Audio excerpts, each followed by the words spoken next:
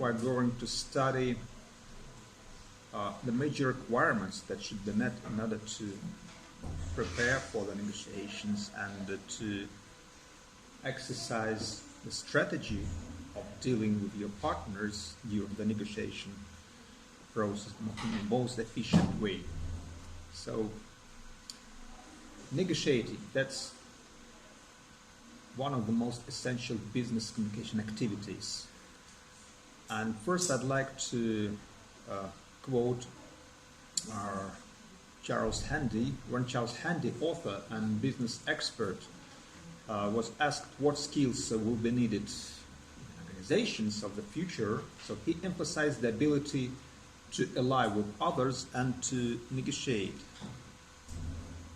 The quotation goes as follows: key skills will be the ability to win friends and influence people at the personal level, the ability to structure partnerships, and the ability to negotiate and to find compromises.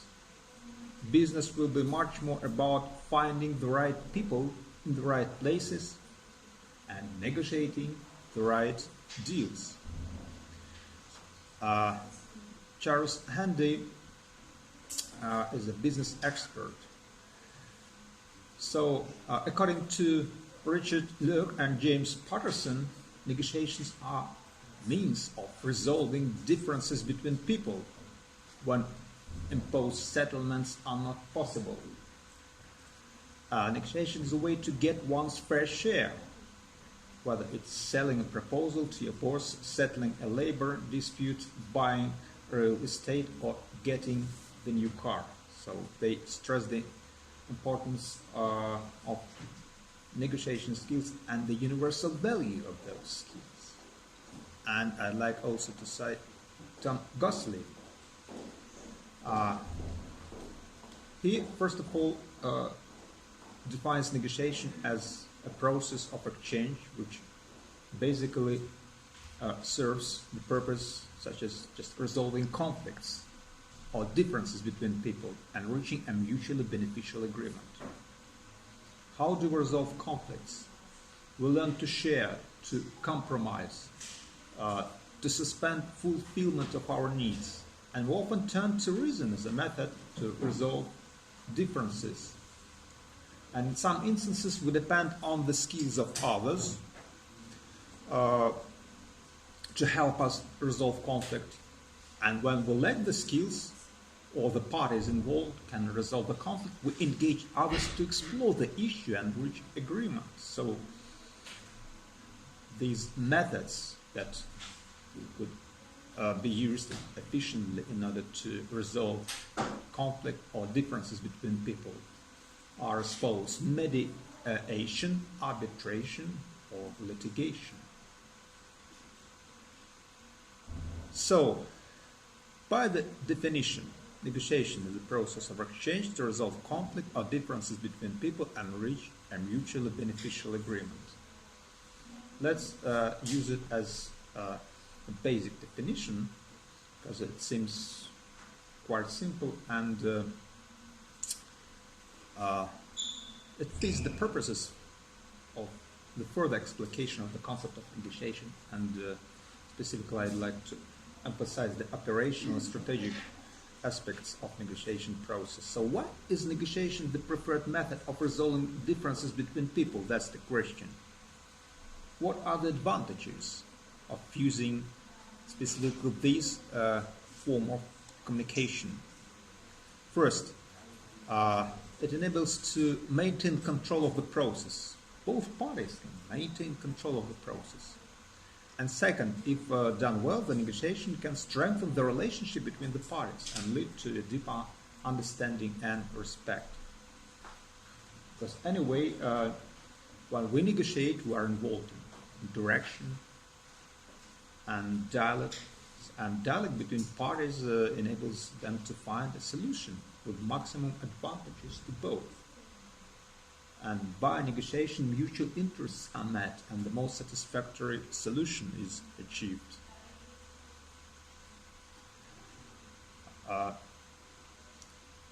Negotiation is only one of several processes of exchange.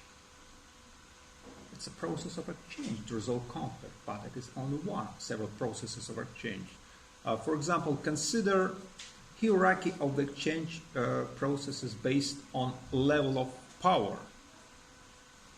That is a hierarchy of the exchange processes based on level of power. And see, this diagram reflects the distribution of the roles and positions under the conditions of the asymmetry of power. And I'm going to demonstrate you this distribution of roles and positions, which reflect the modalities and intensity and the amount of power accumulated by the participant of communication process through the reconstruction of a dialogue between a potential buyer and the homeowner. Just take a look at this dialogue. That's a typical case of communication exchange. So consider how potential buyer addresses homeowner. Good afternoon, says potential buyer. What a beautiful house you have here. Homeowner answers, why, thank you. It's been in my family for generations. Then potential buyer asks, is it for sale? Homeowner, no, there is no way I would ever sell this house. Potential buyer, I would give you $500,000 for it. So it's close to, let's assume that it's close to market value. Homeowner, perhaps you didn't hear me the first time. It's not for sale. Potential buyer, I could increase my offer to $1 million. So homeowner, I wouldn't sell this house for $10 million. Potential buyer, what do you consider? $20 million? Homeowner, well, I guess I'd be foolish not to consider that offer. So you see, at the top of this power scale is the not engaging strategy, not engaging. So that involves a refusal to even open the negotiation. Consider the example of a buyer willing to pay such an outrageous price that the other party is stunned at this consideration of selling. So, not engaging. And you see, there is no, I would ever sell this house, says homeowner. You see? So the homeowner has no need to sell the house, and thus is representing a high power position.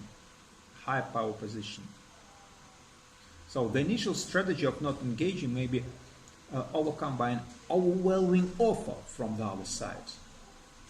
But you see, the next exchange option is fixed price, take it or leave it. But this works in case the buyer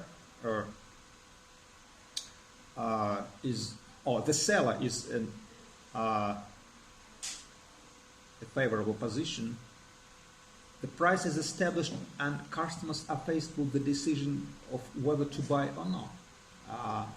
And this is considered a relatively high power position because the seller has more options because there are other customers who are willing to pay the listed price. Then goes bargaining. A third process of exchange, which involves two parties arguing or haggling over a single currency. Usually it is price. So bargaining is taking place in this case, in a dialogue between a potential buyer and homeowner. And consider another case of bargaining, another dialogue. Buyer claims. Buyer intends to buy a copy machine, so he says that this copy machine looks like it will meet my needs. How much is it? So, seller, that machine is 5,000 rubles with 1 year warranty on parts and service. Buyer, that's more than I have budgeted. How about 3,500 rubles? Seller, that just wouldn't work for us. Let's say 4,500 rubles.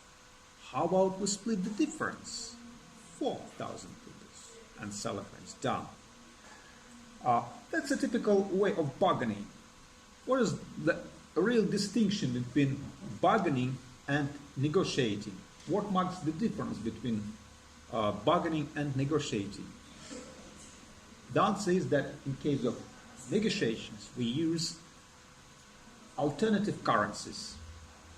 Consider the following example. Buyer, this copy machine looks like it will meet my needs. How much is it? That machine is 5,000 rubles with 1 year warranty, so that's more than I have budgeted, says buyer. So the seller. And now we are entering the era of negotiation. We begin with operating with alternative currencies. Tell me more about your budget. Have you considered the operating costs in that figure? That's paper, toner, and other supplies. In addition, our maintenance contract is 10% of the initial price per year. Buyer replies that I hadn't really considered paper, toner, maintenance, and other costs.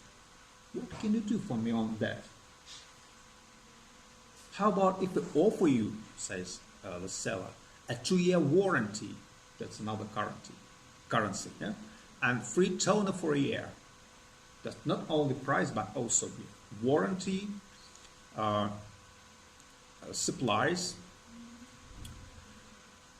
In addition, we'll give you the maintenance contract free for the first year if you pay full price. And the buyer replies that that's better for our budget, but it still won't work at the 500 rubles price. So seller, given your budget constraints, how about leasing the machine for 2 years, and we'll give you a buyout provision so you can purchase it at the end of the lease? Will that help with your budget? That might work very well, replies buyer. Let's work up the figures and get this going. So you see, there are lots of alternative currencies. Besides price, the seller introduced several other currencies, extending the warranty, free toner, lease versus buy option, and maintenance contract. You see? And that is what marks the difference between bargaining and negotiating. Negotiating means to use multiple currencies. That's the real distinction between bargaining and negotiating. I'd like to once again to cite Tom Gosselin, How to Learn to be a Good Negotiator. You can learn to be a good negotiator if you know what you want and what you are willing to give up. You know, or you have a good idea what the other side wants and what it is willing to give up. You come to the table with a how can we both win attitude. That is what is called win-win strategy. And beside that, you are skilled in problem solving, in listening, in basic conflict management, and you are very skilled at the use of tactics and strategies that have already proved to be really efficient. So, negotiation is the process of exchange that provides the highest likelihood of satisfying the needs of both parties while maintaining the relationship. So, you see there are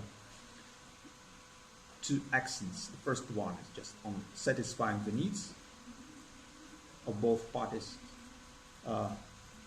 settling the problem, obtaining its optimum state of affairs and maintain the relationship. That's the second aspect of the effect, which is produced by well-managed negotiation. Let's consider alternative concepts of negotiation behavior which reflect alternative strategies or approaches or alternative ways of operationalizing the very idea of negotiation communicative activities. First, I'd like to stress the importance of this thesis that negotiation typically falls into one of two types: win-win or win-lose.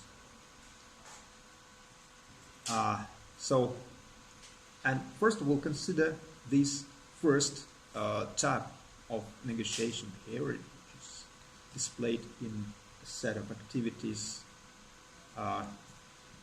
arranged in order to obtain the result which would satisfy the needs of the party which has the strongest position. That is called win-lose strategy. That is a typical manifestation of masculine behavior. That is called distributive negotiation versus integrative or win-win negotiation. So the concept of distributive negotiation corresponds to the idea of winning in negotiation at the expense of others. And the concept of integrative negotiation corresponds to the idea of cooperative sharing, satisfying the needs of both parties. So, win-lose. In a win-lose negotiation, the matter at stake involves a fixed value, and each party aims to get as much of that value as possible without extending the pie or enriching the pie. Anything gained by one party is achieved at the expense of the other.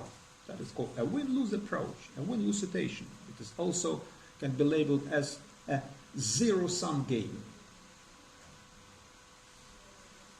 And people often use the example of a pie in explaining win-lose situations. So whatever you manage to carve out of the pie for yourself reduces the amount of pie that the other person will get, and vice versa. Win-lose situations are common in these situations, that when price is all that matters, and there is no expectation of a continued relationship with the other side. One side has greater bargaining power than the other. And participants in win-lose negotiations perceives a fixed amount of value. So as they carve up the value pie, each tries to carve out as big piece as possible for himself. And every gain by one party represents a one-to-one loss to the other party. Just for example, you are buying a new car and you know exactly which model you want. Your car preferences, the options that appeal to you. A little research tells you that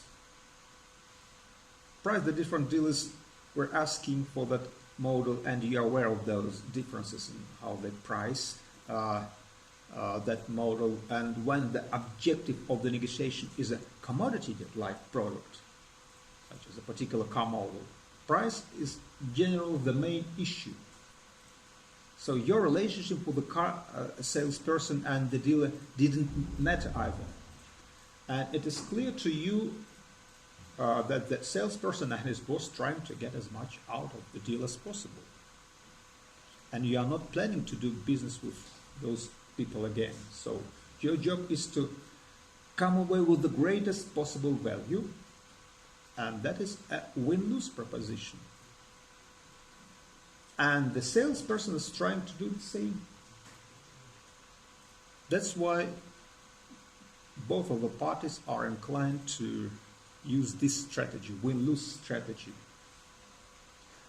Yet there is an alternative strategy which is called win-win strategy, win-win negotiation.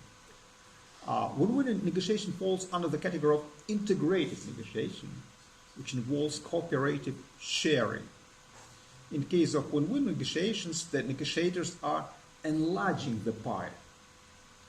So there's general at least one or more ways that the parties can alter the value of the deal or product or service which is in the focus of their negotiations.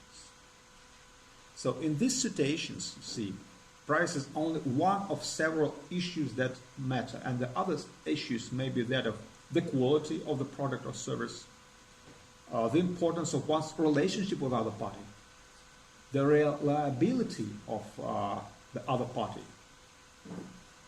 And no, these issues may be just as important as price. So in some cases, it costs little or nothing to satisfy the interests of the other party, even as you do well for yourself. And this is achieved by creating value through trades. That is giving up something that is of little value to you, but that the other party values highly. And let's consider a win-win outcome of negotiations. What does it mean to obtain a win-win outcome of negotiations? The first feature of this win-win outcome of negotiations, a typical win-win outcome of negotiations, all parties perceive value in the agreement. Mutual agreement that both parties wish to achieve their goals or strategies is what is of the highest priority, and there's also a window left open for some change. A mutually beneficial agreement achieved between two or more parties that satisfies all needs, that's another feature.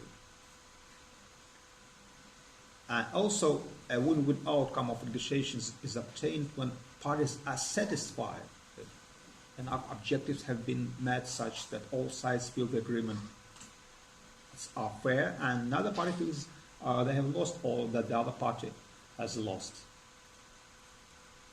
And what else? The long-term relationship is still healthy and valuable. Lots of research stress the importance and the value of cooperative strategies. Our research has shown negotiators who more frequently use cooperative strategies achieve higher mutual gain, whereas those who rely on competitive strategies and prefer to exercise win-lose approach, they tend to achieve less. And this finding suggests that negotiators should focus mainly on the establishment of cooperation with their partners. That is called a cooperative win-win focus. A cooperative win-win focus is generally useful, but it is also important to know how much one is willing to concede to achieve that focus. You see, there's a diagram, a line. At one extreme is purely distributive negotiation, win-lose negotiation, so there is no regard for the needs and interests of the other side. At the other extreme, that is ultra-integrative negotiations. You see, in this case, negotiators are focused almost exclusively on the needs and interests of the other side. So there may be ultra-distributive negotiators and ultra-integrative negotiators. Ultra-integrative negotiators, they are focused mainly on the needs and the interests of the other sides. Ultra-distributive negotiators are addicted to winning, and they exercise these masculine modes of behavior. You know, skilled negotiators are not committed to either win-win or win-lose strategy. They know that while the win-win approach is typically preferable, understanding how to engage in the win-lose approach is what enables them to achieve their goals and to maximize utility. Yet they may be also the result which corresponds to a rather ambiguous concept of lose-lose. uh, negotiation. That means that both sides lose something in the negotiations. And the best example of a lose-lose game is a compromise in which the total value of the deal is diminished. And we've always been taught that compromise is a good thing. But however, a series of compromises can leave both sides with far less than they needed in the first place. So, let's consider a set of concepts. A skilled negotiator should keep in mind the concepts of alternatives, reserve price, and area of potential agreement. So, we'll start with alternatives.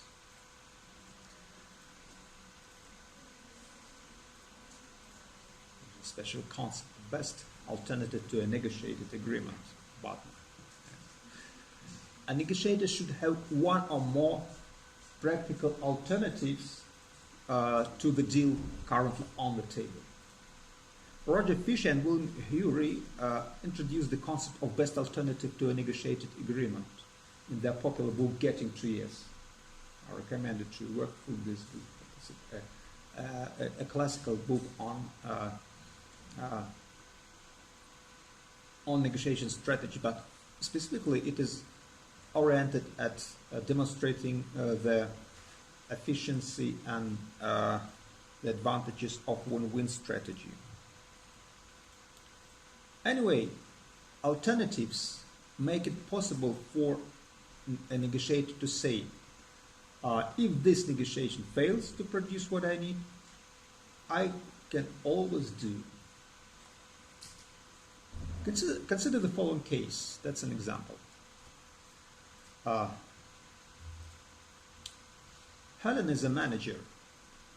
Helen has proposed that the company move her from Moscow to St. Petersburg, where she will create a new sales district.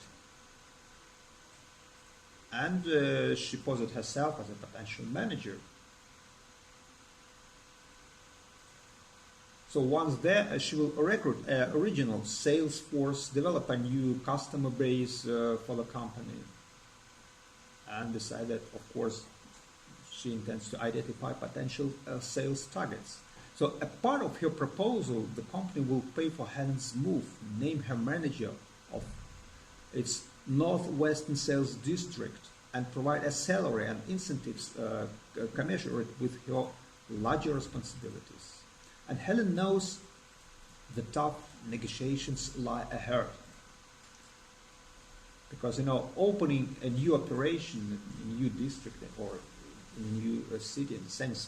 Petersburg will involve a substantial startup costs and business risks. But as she sees the move as a great opportunity, both for the company and for her career. And before entering into discussion with her boss and the company's executive team, Helen does her homework, so she develops a plan for implementing her proposition with cost and revenue estimates, and she thinks about alternatives. If the company turns her down, the first alternative is as follows. Helen can keep her current job, which is fine for now, but not something she wants to do much longer. I plan to move up and move out with 1 year, she tells herself. The second alternative is as follows. The manager of imagine the situation that the manager of the Southwestern sales district is planning to retire, and he has told Helen in confidence that he will support her selection as his replacement. And the third alternative, Helen has had informal discussions with a rival company which has been trying to recruit her for the past year, and it put her on the fast track to a higher level job. So these are three alternatives to the prospect negotiated agreement. That's a negotiation tip. improve your best alternative before getting into serious negotiations. The second concept is that of reserved price. The term reserved price refers to the lowest price the seller will accept for an item. It is the amount of money below which the seller will walk away from any deal. And naturally, this price is not disclosed to bidders. Every negotiator should determine his or her reserve price in advance of any negotiation. And consider the following example, the following business case. Oscar and Janice are listing their business for sale with a business broker. As part of their discussions with the broker, they say, based on your assessment of the market and the appraised value of our business, would like you to list it at $795,000.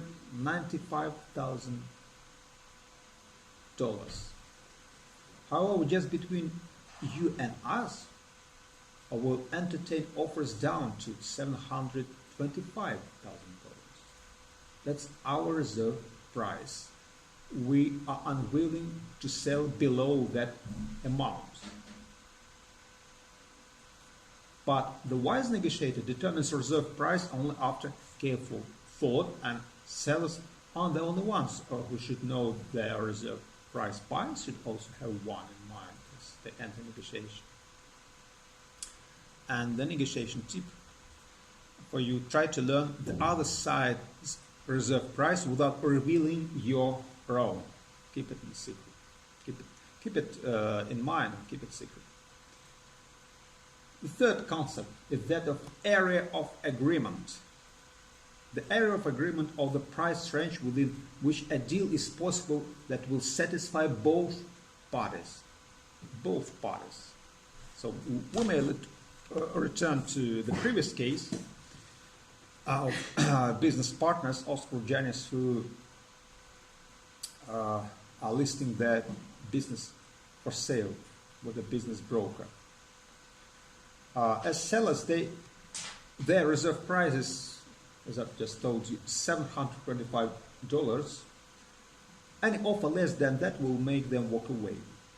Now, let's suppose that there is a potential buyer who comes along, and this potential buyer likes their little enterprise and would pay up to $750,000 for it, no more. That is his reserve price. However, there is a room for negotiating a deal satisfactory to both sides within this range. We can easily imagine the buyer and seller would haggle, each would give some ground, and they'd strike a deal somewhere between the high and low figure. So that's a very important to be aware of these concepts and how to use these concepts. How to prepare for the negotiations. Just like every other important task, preparation provides a foundation for success. You want to go into your negotiation as well prepared as you can be. So, to be prepared, you must, first of all, identify issues, needs, and wants. Needs, I mean, intrinsic interests and values that are inherent.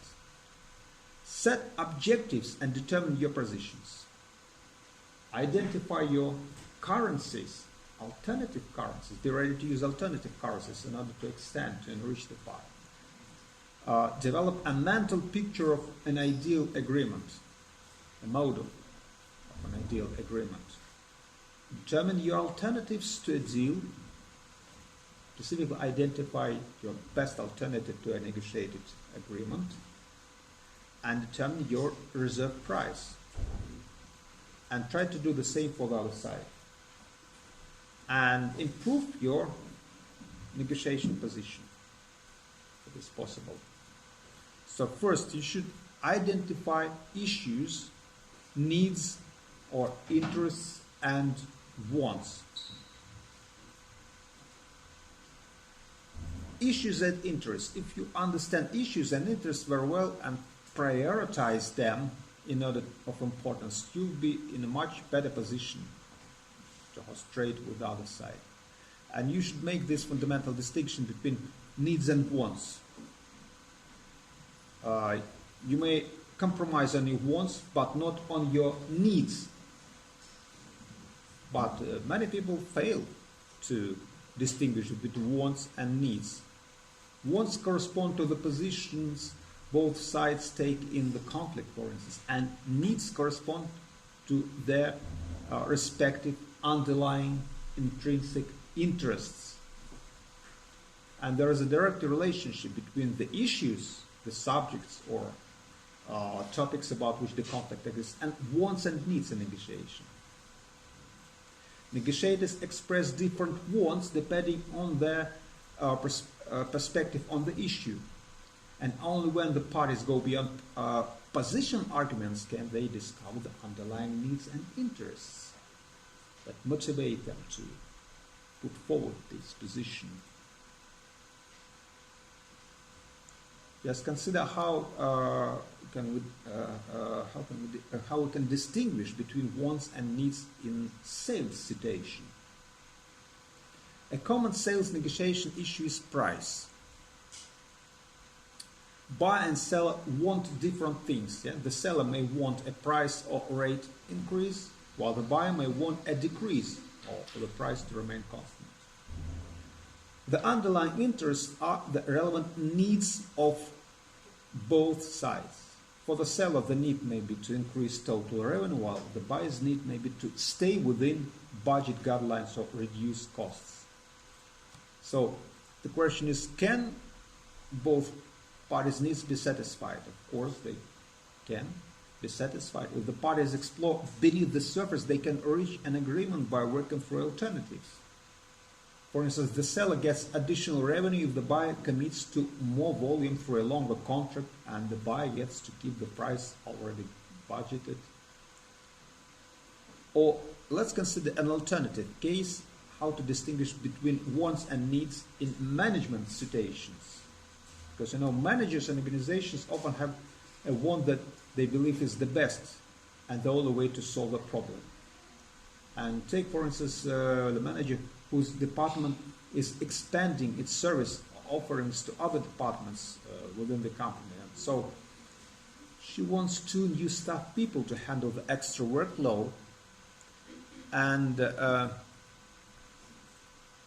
in a meeting with her boss and the director of human resources department, she discovers that they do not want to bring in new people. So there is definitely a conflict at the want level between the 2 parties. So the negotiation will deadlock if both parties continue to state and defend their wants without getting to the underlying needs. If, however, the parties ask a few key questions, they can discover some latitude and options to meet their needs. So some key questions can be found just in the following discussion. Take a look. Just once again, we are reconstructing this case. Boss and Director of Human Relations Department. What does getting 2 new staff do for you, Manager? It allows my department to meet the increased demand. Boss and Director of Human Relations Department. How does that help the company? Manager answers. If we provide the additional service through my department, we can keep other departments, my customers, from having to find their own resources outside. The quality and security issues alone are worth the cost. That's how they explore the options,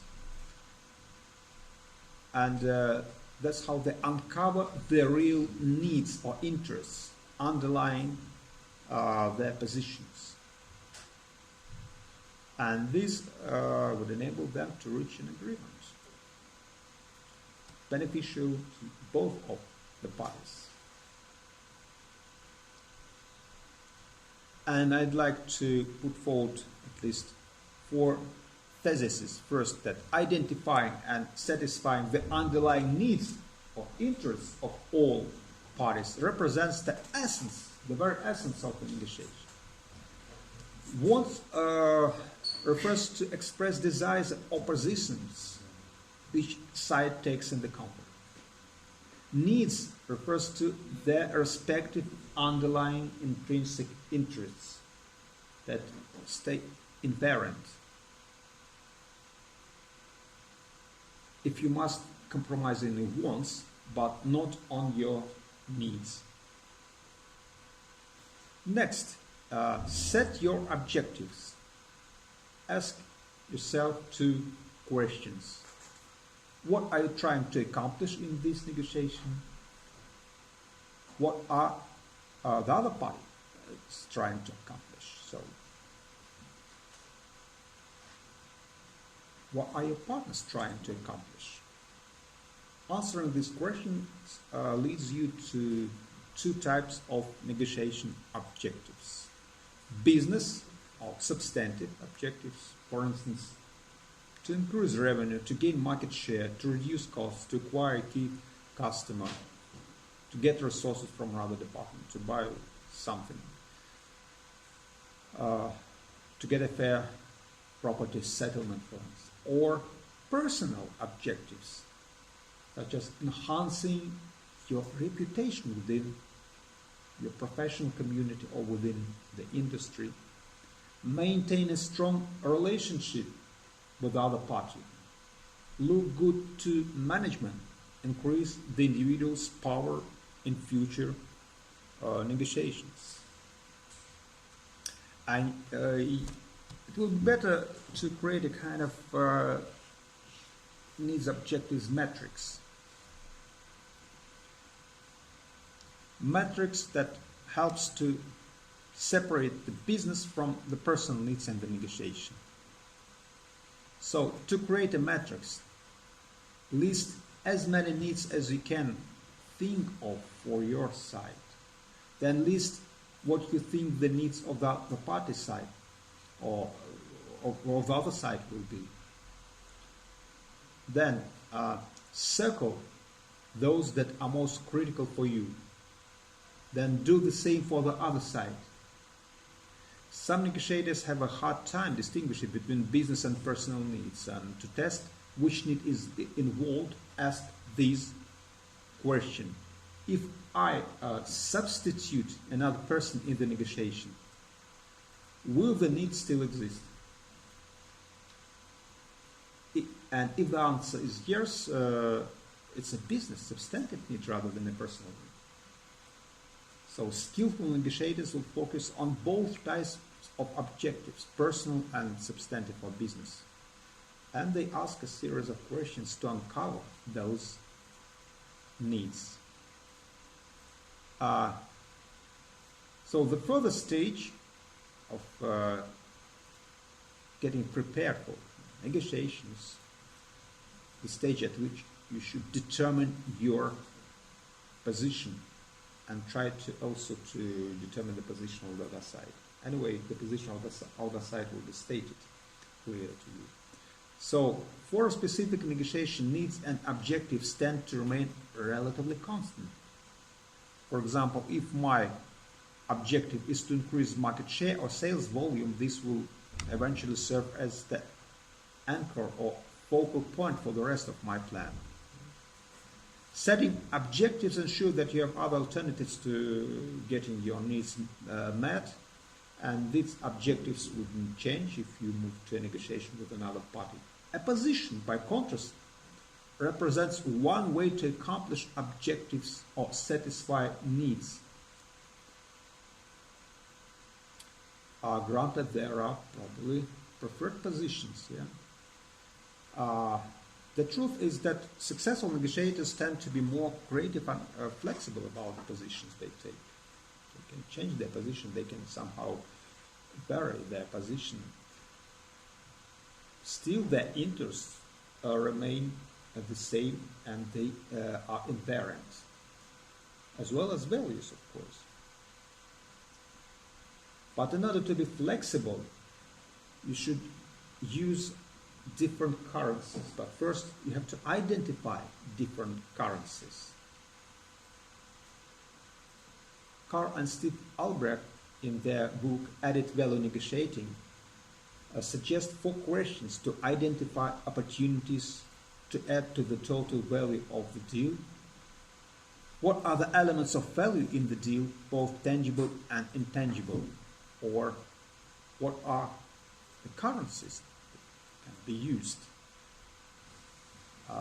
in order to enlarge the value of the deal? What can I give them that they need? What can they give me that I need?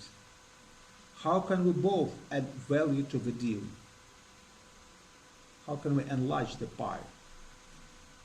By the definition, negotiation is a process of exchange. So the give and take of currencies is essential to negotiating.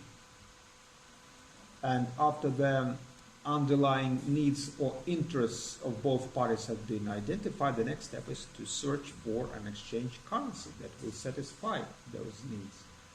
And currencies tend to have value in proportion to how well they satisfy the needs of the other party. And the best possible outcome is to identify currencies that are perceived to have high value to the receiving party, yet are of little or no cost to the providing party. Currencies are tangible or intangible resources that are perceived to have value by the receiving party. Let's consider what might be the general types of currencies. First, there should be the so-called prime currency, the central focus of the negotiation, usually money in the form of price, rate, or discounts. So that is called the prime currency. And the prime currency is the key component of the opening position. Yet there are alternative currencies, things that one party has that might meet the needs of the other party. And now these alternative currencies can close the gap when two parties are far apart on prime currency. And elegant currencies, things that are of high value to the receiver but that are of a low cost to the provider. The best possible outcome involves identifying elegant currencies higher value to the other party but low cost to you. What are the categories of currencies in negotiations? Take a look at these. Financial, for instance, currencies, including salary, overtime, budget, money. People are loaning staff, for example, willingness to participate as a pair of hands. Facilities, equipment, priorities, information, recognition and rewards, proprietary agreements, and mitigation of risks.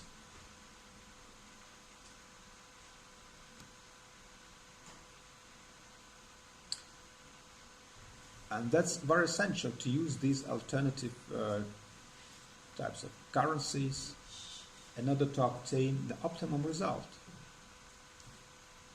Consider these currencies that can be used in complex selling situations, such as purchasing, outbound logistics, inbound logistics, marketing and sales operations and service. Purchasing. What can I do to help my customer purchase and pay for my product or services? An electronic firm, for example, takes credit cards versus invoice and purchase order numbers from customers to expedite delivery. Also, some firms use blanket purchase orders. Inbound logistics. The question is, what can I do to help my customer receive my products or services? And there's a good and quite typical example. A parts manufacturer participates in the customer's just-in-time inventory program by establishing a demand-based ordering system. Operations also. What can I do to help my customer use my products or services? Outbound logistics. What can I do to help my customer distribute my products or services? Marketing and sales. What can I do to help my customer market and sell using the strength of my products, features and benefits? And service, of course. What can I do to help my customer maintain and service their equipment? You may also use the so-called currencies triangle. If currencies are interrelated, you can use this currencies triangle. Let's take a contract with the following parameters. Price discount about 10%, volume commitment 10,000 units, length of contract 2 years. As the supplier have put together this triangle based on market conditions and current rates, the parameters make good business sense and the deal is profitable. The customer responds that he wants a deeper discount, 12%. The supplier can then respond with 2 options. If you want an extra pricing discount, 12%, I want a larger volume equipment, say 15,000 units.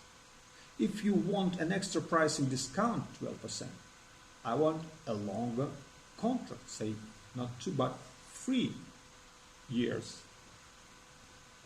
So this depends, it's up to you what to expect and what to propose. You have to learn as much as possible about the other side, of course. As you prepare, learn as much as you can about the organization and the individuals with whom you will be dealing, negotiating. So the more information you have, the better. And know your negotiating partner's background and even personal characteristics. Also find out how much this person wants, what he or she is fighting for, and the more a person wants one thing, the more likely he or she is to make concessions on others, on other things. Develop a mental picture of an ideal agreement. That's another substantial part of the preparation process. So, in order to develop a mental picture of an ideal agreement, you should answer the following questions. So, what would be the best takeaway for you? And if you understand the interests of the other side, how would they see the ideal resolution? And take a moment to identify something you value little, but your negotiating partner would dearly like to have. Does your negotiating partner have something she values little, but you'd like to have? That's the prerequisites for obtaining a mutually beneficial agreement, for the efficient exchange of values. Then you should plan a settlement range. Now, every negotiation involves one or more issues. Successful negotiators plan a settlement range of acceptable outcomes for each issue. Less skillful negotiators will go in with just an opening position and concession or movement from the positions it feels like a loss.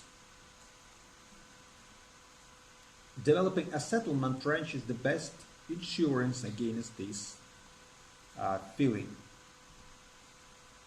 The settlement range generally displayed on a continuum, which consists of 3 main points. First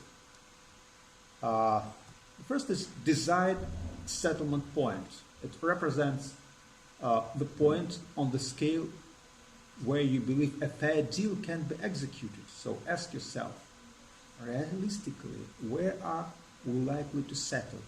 We can look at indices such as market conditions, precedents, comparables, previous deals, and so on. And always set this point first in developing your settlement range. Then, opening position. That is the point at or above your desired settlement point that you believe meets two criteria. First, high but not excessive, and defensible. That means that it can be argued by using objective criteria or independent sources of information. And the third point, the third thing to consider, just walk-away point. Walk-away point represents the point at which the other party's opening position is unacceptable. Determining your walk-away point is a critical part of your planning. Prevents you from making a bad deal. Of course, you should determine your alternatives and reserve price. Answer the questions. What is your best alternative if your current negotiations fail? What is the price, reserve price, at which you'd be willing to walk away? And you should remember that anyone who enters a negotiation with no feasible alternative is the mercy of the other side. Try to do your best to determine your best alternative to a negotiated agreement. Put yourself in the shoes of the person with whom you plan to negotiate. Try to determine that person's best alternative and reserve price. This is a real challenge, specifically under the conditions of the deficit or lack of information. But nevertheless, this should be done. That is what should be done. And having an informed view of the other side's best alternative and reserve price is analogous to knowing which cards the other side holds. And do your best to improve your negotiating position. You want to strengthen your position and, if possible, weaken the position of the other side, particularly if you anticipate a win-lose slugfest. So, how can this be done? And here are a few suggestions. First, strengthen your best alternative to a deal. So that means that you already know your best alternative to negotiate a deal with the other side, but that shouldn't stop you from seeking even better alternatives. So try to identify even better alternatives. Try to strengthen your position. Identify the variety of alternatives that are accessible to you. Weaken the other side's position. For example, if you find yourself in a weak position, try to find allies. Your combined strength may put you in a dominant position. Now let's turn to the exploration of the basic steps that can be taken in order to make this negotiation process go. So there are 5 basic steps. Negotiating generally proceeds through another set of steps, and the first step is getting to know each other. The second one is just beginning negotiations. The third one, expressing disagreement and conflict. That's quite natural. That's why we initiate negotiation process in order to settle disagreement, to find some way to coordinate and converge our points of view and interests, and reassessing and compromising if it is possible, and finally reaching agreement. You know, in reality, negotiations rarely follow a neat, this linear progression. For instance, getting to know each other isn't confined to the beginning of the process. Because, you know, the savvy negotiator continues to learn more about the other side until the very end. So, likewise, disagreement and conflict are liable to occur at any time. The first step, getting to know each other. It is important for negotiations to spend some time getting to know each other, for it is during this period that you have a chance to learn more about what is important to the other side, their issues, their interests. And this is also a time to assess the personalities of the individuals involved. Getting to know one another at a personal level is the first step toward building trust, an important factor in successful negotiating. Trust is an important factor in successful negotiating. Anyway, what of the things you want to learn about the people on the other side is the authority to make a deal. Are you dealing with people who can make the ultimate decisions and commitments for their sides? Or are you dealing with low-level functionaries who will eventually say, I can't agree to that unless I first check with my boss? French negotiators, for instance, they use functionaries. For Chinese negotiators, the most important thing is the status with whom they are dealing, the status of a person with whom they are dealing, and the manifestation of the truthful intention to sustain long-term relationships. Beginning negotiations. Experts disagree on whether to try to begin negotiations with a minor issue or a major one. Some say that settling a minor issue creates goodwill and momentum that can help propel the parties through the more difficult negotiations. Others say you are better off tackling major issues first, especially if failing to reach agreement on the major issue would make the minor issues smooth. So some negotiators, they behave themselves in quite an easygoing manner, and some negotiations are easy, some are very complex. This depends on the issue and on the context and the external conditions under which you initialize and make arrangements for negotiations. So you may not know which you are up against until negotiations are underway, and you and the other side have shared goals, so you may not be aware of this fact. Goals may be bundled together.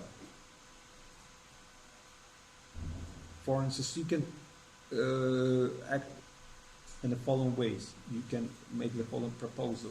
Let's discuss both X and Y.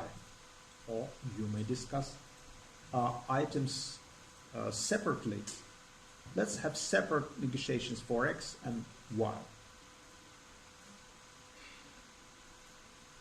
So I have to decide whether the advantage lies for you on bundling or separating issues. Step number 3, expressing disagreement and conflict. That's the crucial step, because disagreement and conflict are commonplace in negotiations. Disagreement reveals something about the interests of the other side. Consequently, you should expect and welcome this phase of negotiations, because handling conflict effectively will bring the parties together. Handling it poor, managing it inadequately will divide the parties. So, first of all, when presenting issues, most negotiators will tell you what they want, so they will expose you to their wants, and they are more likely to reveal their wants but not their needs. And your job is to find out what they need or will settle for. You know, few negotiators get everything they want, so it might be in your best interest to occasionally compromise or modify your goals as you learn more.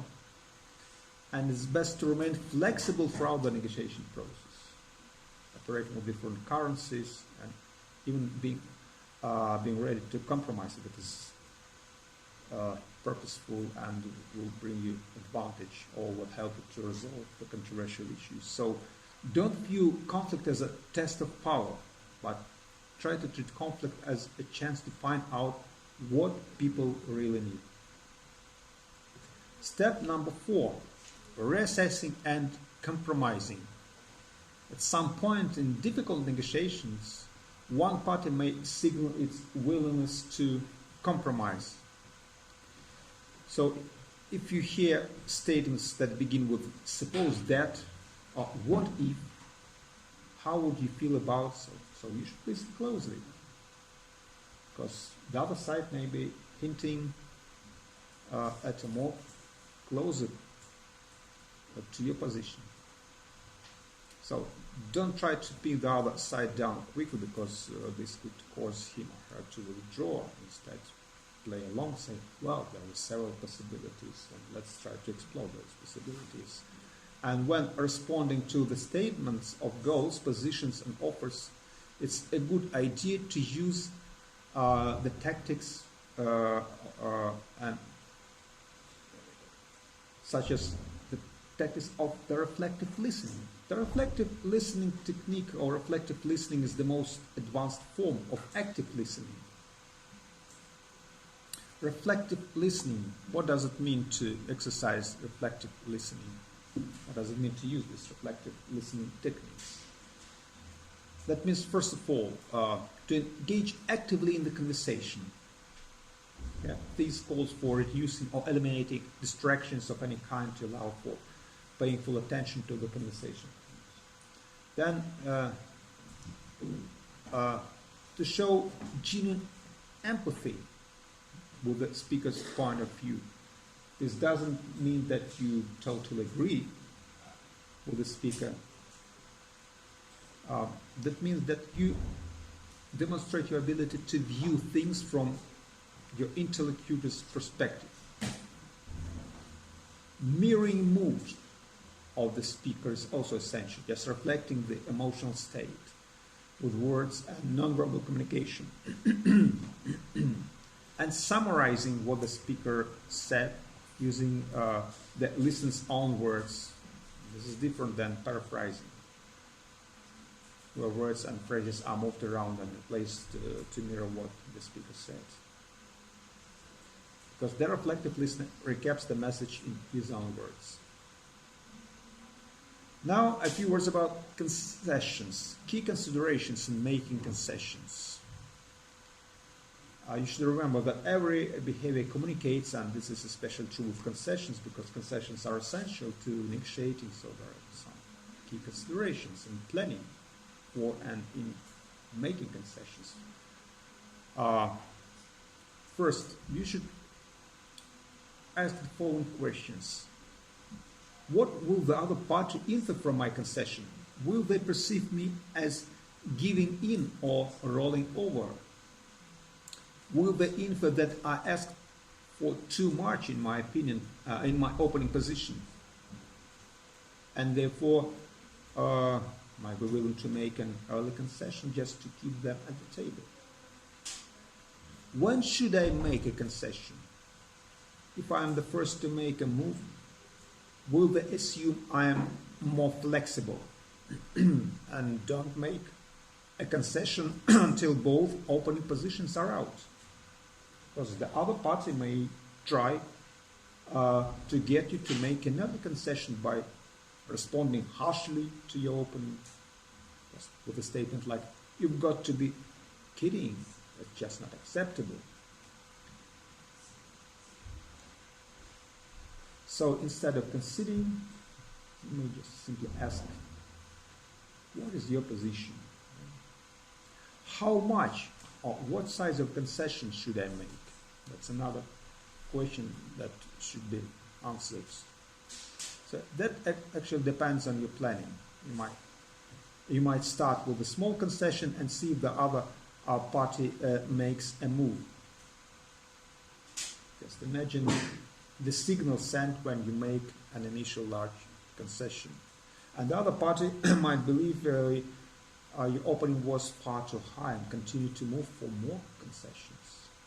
And if you make smaller and smaller concessions or stop making them, the other party could perceive that you are at the limit of your concessions and thus might be forced to offer some movement.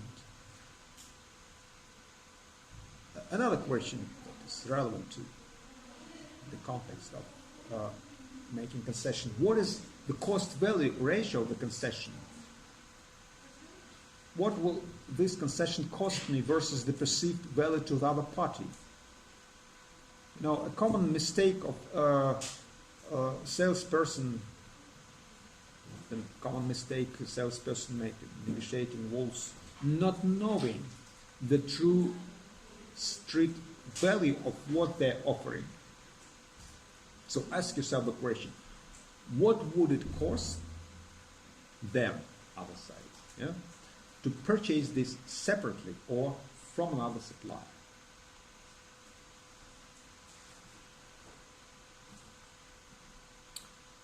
What can I receive for making this concession? So that is another essential question. For offering concession, you should ask yourself, if I move on price, for instance, are they willing to increase the volume commitment or something like that?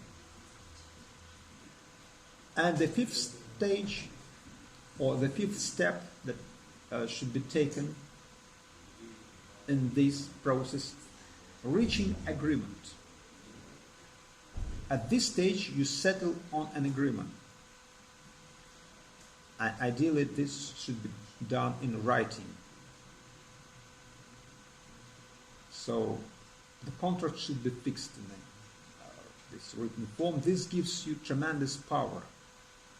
As you go along in the negotiations, take written notes on all small arguments and make sure that they find their way into the final agreement.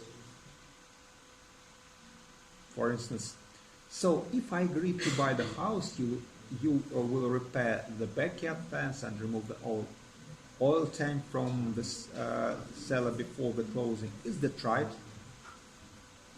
Then visibly write it down. And let the other side know you're keeping track of all those small agreements.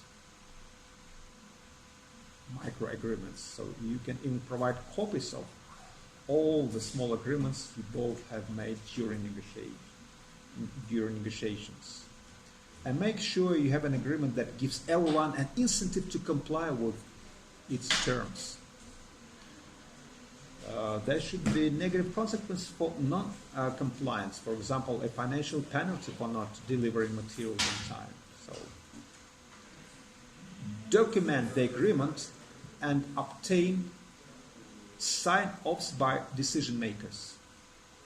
Then stay in touch with the other party while the agreement is implemented. So, and consider this road map for a negotiation. That's the structure of negotiation process. Opening stage, set the climate and agenda, establish the process, state and respond to opening positions. Then goes exploring stage, distinguish between wants and needs, identify alternative currencies or options, match currencies to needs, and closing stage. Summarize the agreement and contract. Contract. Everything should be fixed. Communicate, follow up your agreement, and implement. So these are the main stages. And that is how your negotiation process can be structured in accordance with identifying those stages and following them successively. So that is all for today. And on our seminars, I believe that we're going to explore some cultural variations of negotiation styles, those styles that are typically exercised by the members of different cultures or considered to be preferable and prioritized by members of different cultures.